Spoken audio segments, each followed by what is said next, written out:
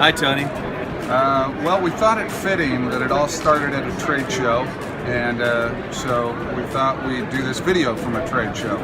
So here we are in Milan, finalizing the initial line for Ross and Snow, looking at leathers, components, shearlings. And it's been a really exciting journey since '99, working with you on Zappos, and so here we are, excited about working with you in a different capacity on this project. So we're looking forward to the next 15 years, 16 years, as much as we have the last 16. And we're keeping our eyes open for a kick-ass fur shearling neon jacket. All right, Tony. All right, Tony. Thanks for everything. Yep. So of course, every time I'm asked to film one of these videos, I'm traveling. I'm currently in Paris, and the reason why I love Tony and how he's affected my life is that over the last 15 years that I've known him and been led by him, I have felt empowered. I'm very passionate about what I do for the company, and I can't imagine working anywhere else. It's a very work hard, play hard environment where you're always on the go, but you love what you do, so you don't mind working and playing and having life experiences where there is no difference between work and play. And I've enjoyed it all. I've been offered a lot of money to go other places, but it's like Disneyland here, and I can't imagine working anywhere else, so you're stuck with me, Tony. Cheers. Hi, my name's Millie, and the first time I worked with Tony was 18 years ago. And in those 18 years, I've worked with Tony in 3 different organizations at different times, and I've changed my life multiple times for those jobs, moving and switching roles. And I think why I really appreciate Tony is that he has always provided such a unique perspective to me and stretched me into thinking differently, as well as in every organization. I think it's a privilege to work with someone that thinks everything is a possibility, and everyone should dream and dream big. That is probably my favorite thing about working with Tony, and the part that I think is irreplaceable. So when I was first asked to do this tribute, my first thought was, oh my gosh, this is gonna make Tony so uncomfortable. So I thought, what am I gonna talk about? And I thought it best to talk about every time Tony has made me feel uncomfortable, which there have been many. But I think one of our favorite stories is many, many years ago. So I go back 13 years now with you, Tony. You asked me to accept the Asian Man of the Year award on your behalf at an Asian mixer. 2 things I think the audience should know is I'm not Asian and I'm not a man. But I went, and it was awkward. They wanted me to dance down a 50-foot aisle to accept the Asian Man of the Year award, and I did it. I did it for you. There was another time you asked me to go speak to Spanish-speaking press about childhood obesity, and I looked at you and I said, no, I don't speak Spanish, so I don't know what you want me to do. But you, in 13 years, I think the one thing that I've learned from you is that we should always push ourselves to be a little bit uncomfortable, and I've really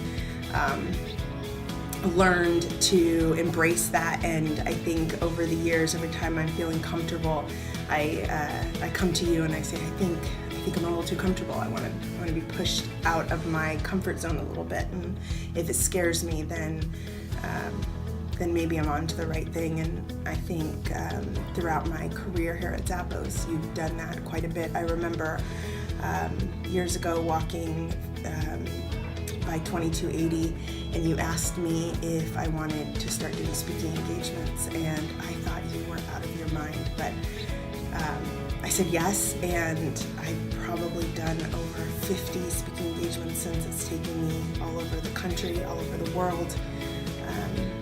There's one thing I've learned from you as well, is that I should value experiences over everything else, and since I've known you, I think most of my greatest experiences have been either with you or because of you, and I can't tell you how much you've changed my life, how much you've changed my daughter's life, my family's life.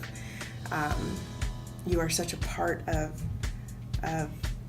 my day-to-day and such a part of my career and my family. So I love you, Tony Hsieh, and I can't thank you enough for everything you've done for me, for Zappos, and I don't think most people have any idea how hard you work and how much you worry about every single employee. I've been with you after the layoffs, and we've talked about how that affected the company and you personally. I was texting with you at 2 in the morning after the Vegas shooting, and I know how much you care about every single Zapponian, and I'm just grateful to have been on this journey with you and to have worked under your leadership. So thank you, Tony.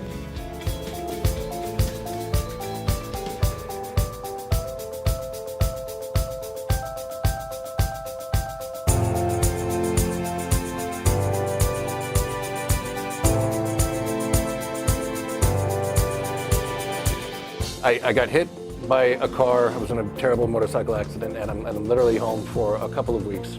And here I am, like literally can't move. Having help putting on my clothes, and this huge box comes, and it's just super personal to say that we're thinking about you, and get well and all of that. So it was a huge moment for me at the time because obviously. Whatever, hard time, physically, emotionally, whatever, and then just the fact that the company would do that and go out of their way. Nobody does that. Like, it's not normal.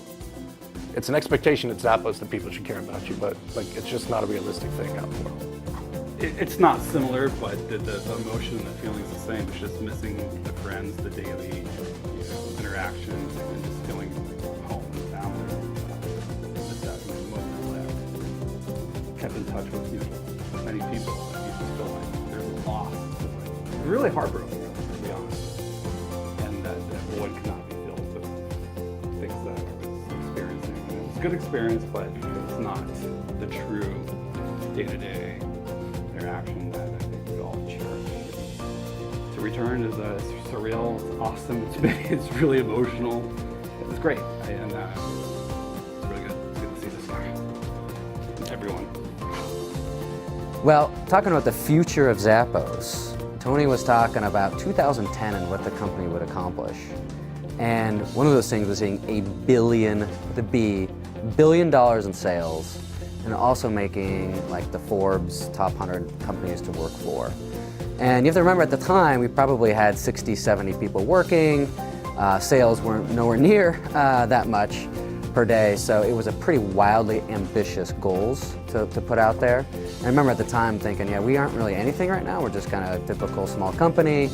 No way we're making that, but I think it speaks to Tony's belief and his ambition in the company at Zappos. So Tony makes me uncomfortable, but in the best possible way, and you'll probably hear it in other stories too.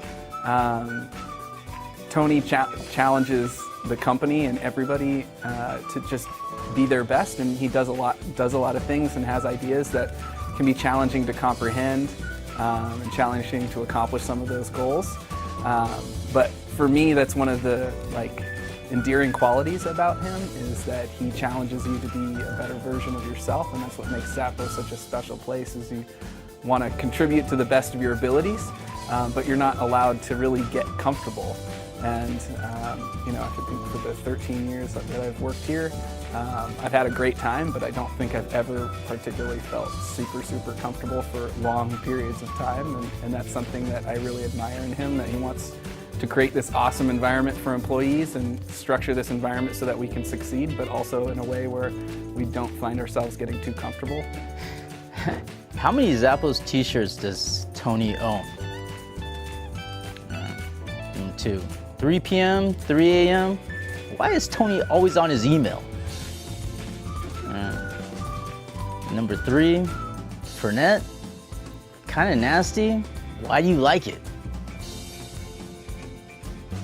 So I grew up in a small town, about 1,600 people.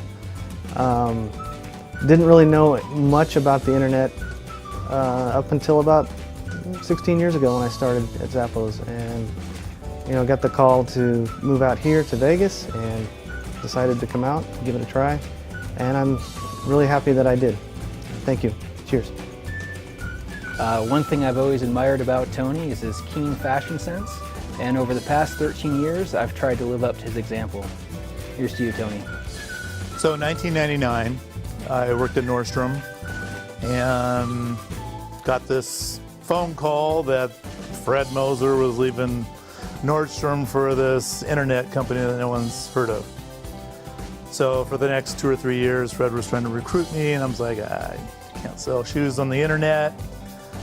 And so finally he said, well, why don't you meet with our CEO and see what we're all about. So I met with Tony, and he just seemed like a smart guy. He had everything together, and he really sold me. So that was in 2003. So Fred might have brought me to the dance, but I went home with Tony that night. And many years later, we celebrated Tony's 40th birthday. And to get into the party, you had to get a pixel to represent the pixel of life. So every day I take a shower, I think of Tony. Here's to you, buddy. Thank you. Thank you, Tony. Cheers. Well, one, there were women that worked at the company when we were in San Francisco, and Eileen was not able to make it tonight. But I do want to comment on, thank goodness our company is more diverse than just the group that you saw tonight. All very fine gentlemen, and I love them very much, but I also am glad that it's not just a bunch of dudes. Yeah, thanks.